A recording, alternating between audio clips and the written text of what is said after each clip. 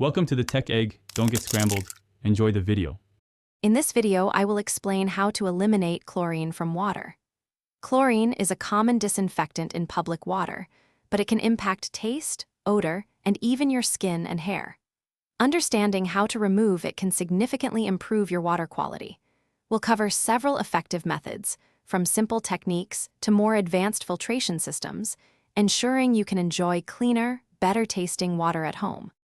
Two straightforward methods for chlorine removal are boiling and aeration. Boiling water for about 15 to 20 minutes causes chlorine to evaporate.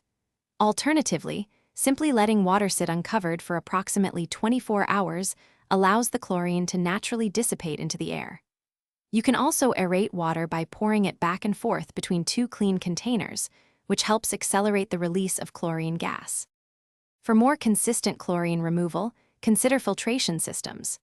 Activated carbon filters are particularly effective, trapping chlorine particles as water passes through. You can find these in various forms, from convenient pitcher filters for drinking water to faucet-mounted options. For comprehensive treatment, a whole-house filtration system can provide chlorine-free water to every tap in your home, improving overall water quality. Chemical neutralization offers a quick way to eliminate chlorine, especially for larger volumes. Ascorbic acid, or vitamin C, instantly neutralizes chlorine upon contact. Sodium thiosulfate is another effective chemical used for rapid dechlorination. These methods are commonly employed for purposes like treating water for aquariums, filling swimming pools, or even for a chlorine-free bath, providing immediate results. Thanks for watching. Consider subscribing if I helped unscramble your problems.